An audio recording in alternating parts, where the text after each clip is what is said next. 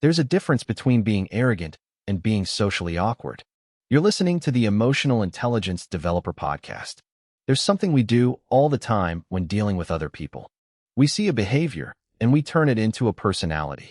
Someone interrupts you, and you think they're arrogant. Someone refuses to take your advice, and you think they know everything. Someone doesn't make eye contact, doesn't say much, or seems uncomfortable in conversation, and you think they're rude. But what if you're wrong? What if the person you think is arrogant is actually socially awkward? What if the person you think is rude simply hasn't developed good social interaction skills? And what if the person you keep defending as socially awkward really is being arrogant? This is where emotional intelligence becomes important. Because emotional intelligence isn't just about understanding your own emotions. It's also about learning how to observe other people without jumping to conclusions. And that's what this episode is about. There's a difference between being arrogant and being socially awkward. But sometimes, from the outside, the behavior can look almost identical. And if you don't understand that difference, you can misunderstand people, damage relationships, create unnecessary conflict, and even start treating good people badly because you've decided who they are before you actually understand them. So let's break this down. First, the arrogant person. An arrogant person often believes their knowledge, experience, opinions, status, or abilities make them more important than the people around them. They don't simply believe they're right. They often behave as though other people aren't worth listening to. You might be explaining something and they interrupt with, "I already know that." You might offer another solution and they immediately dismiss it. You might disagree with them and suddenly the conversation becomes a competition. That's not confidence. Confidence says, "I know what I know." Arrogance says, "Because I know what I know, I don't need to hear what you know." And that's an important difference. A confident person can listen. An arrogant person often struggles to listen because listening creates the possibility that someone else might know something they don't. And for some people, that feels threatening. But here's where this podcast becomes uncomfortable. You might be listening right now thinking, "I know exactly who needs to hear this." Be careful. Because emotional intelligence means turning the question back on yourself. Do you actually listen to people? Or do you simply wait for them to finish so you can explain why they're wrong? Do you ask questions? Or do you immediately give your answer? Can somebody disagree with you without you becoming defensive? Can somebody know something you don't know without you feeling diminished? Because arrogance isn't always loud. Sometimes arrogance looks like constantly correcting people. Sometimes it looks like refusing advice. Sometimes it looks like believing your experience is automatically more valid than somebody else's. And sometimes arrogance hides behind the phrase, "I'm just being honest." Honesty doesn't require you to be dismissive. You can tell the truth without making another person feel stupid. That's emotional intelligence. Now let's talk about social awkwardness. This is where people get confused. A socially awkward person can interrupt you. They can answer before you've finished. They can give you advice when you didn't ask for it. They can struggle with eye contact.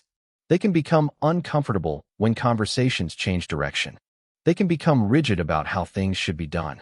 And from the outside, you might think, "Wow, what an arrogant person." But the motivation may be completely different.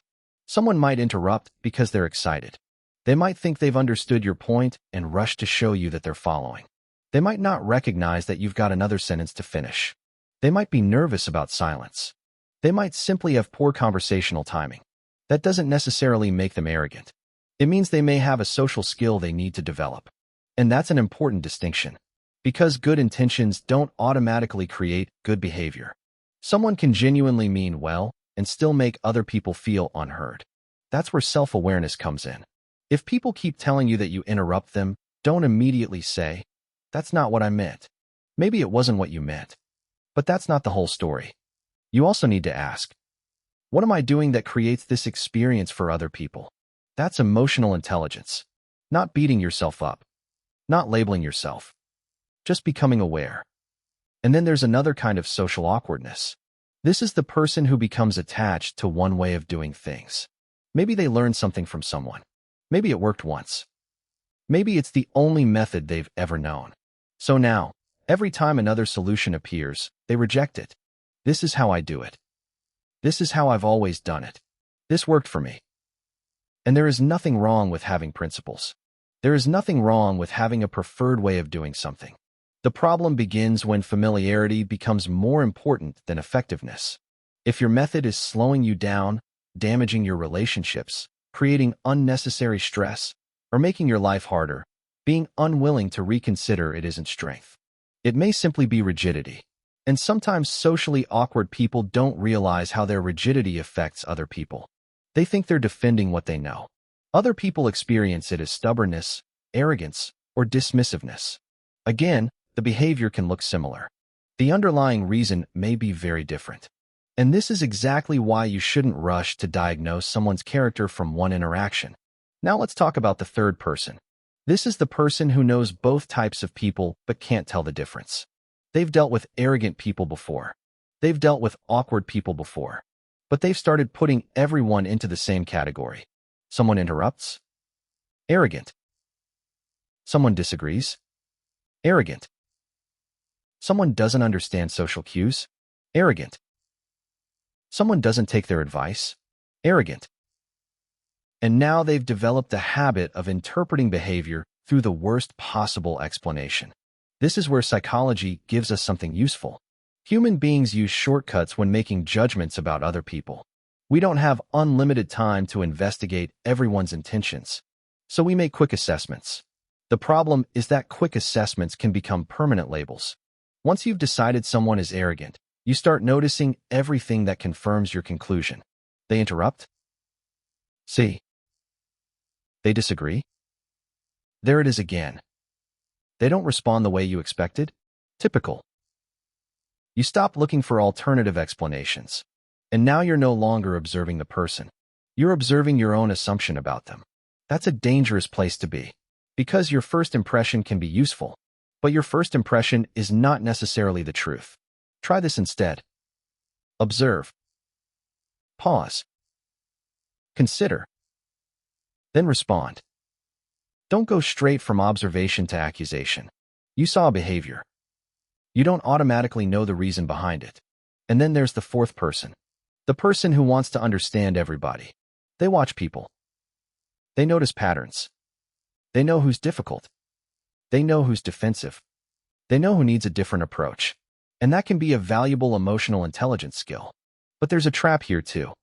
You can become so interested in understanding people's behavior that you start treating human beings like psychological case studies. Don't do that. You're not their doctor. You're not their therapist. You don't need to diagnose them. You need to understand the behavior you're experiencing and decide how you're going to respond to it. That's enough. If someone is awkward, you can communicate differently.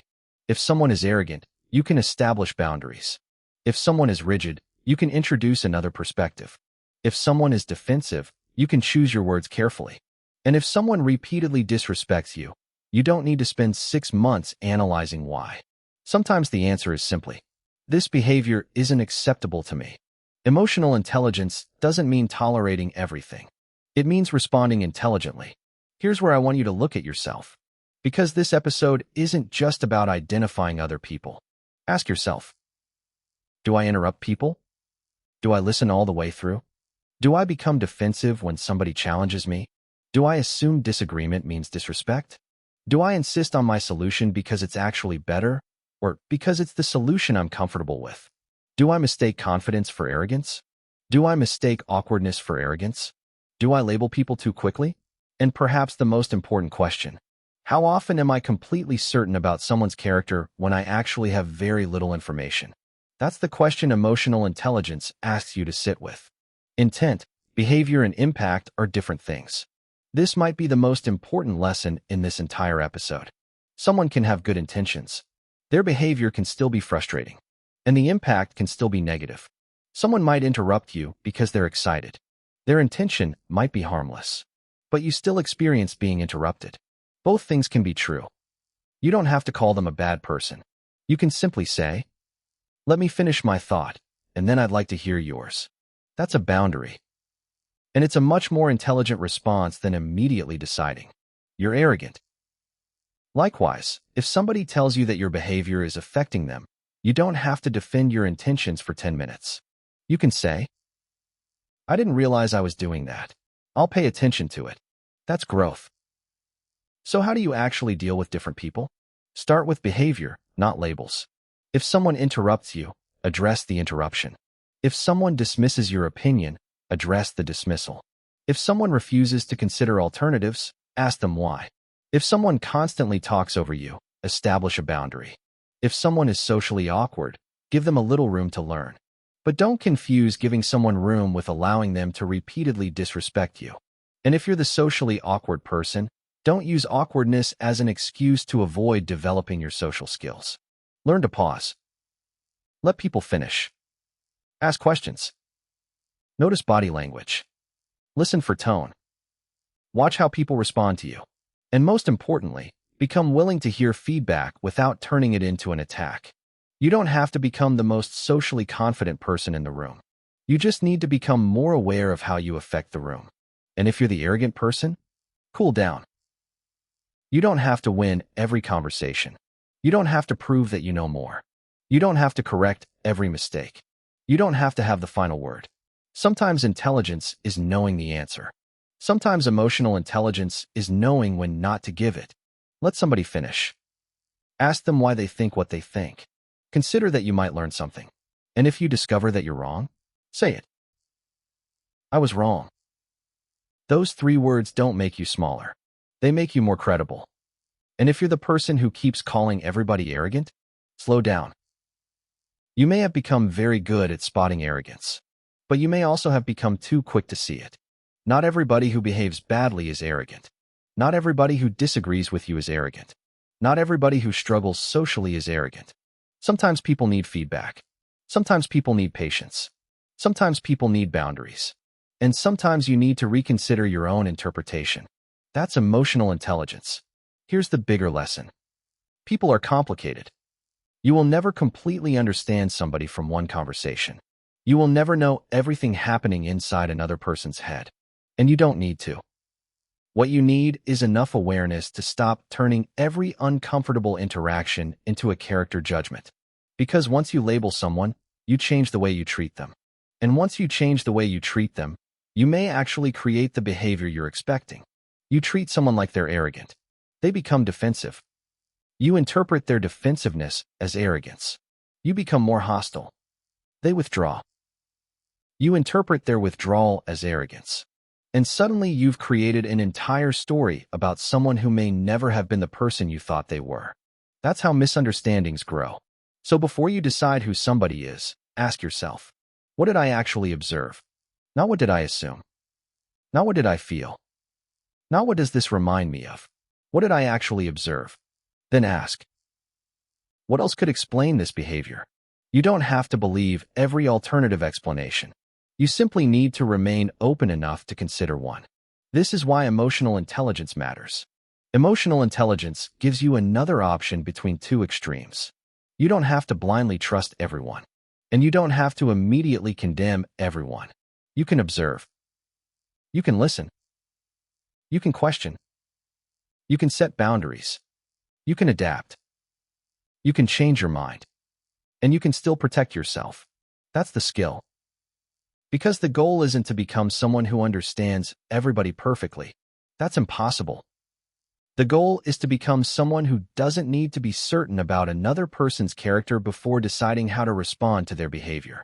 There is a difference between arrogance and social awkwardness. There is also a difference between confidence and arrogance. There is a difference between disagreement and disrespect. There is a difference between having principles and being rigid. And there is a difference between understanding somebody and diagnosing them. So the next time somebody interrupts you, challenges you, refuses your advice, struggles socially, or behaves in a way that immediately irritates you, don't rush to complete the story. Pause. Look again. Listen. And then decide what you're actually dealing with. Because emotional intelligence isn't about seeing people exactly as you want them to be. It's about becoming capable of seeing people more clearly than your first reaction allows.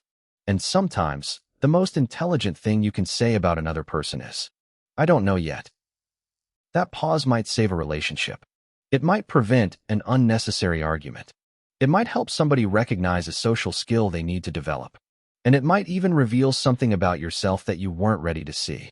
That's the difference emotional intelligence can make.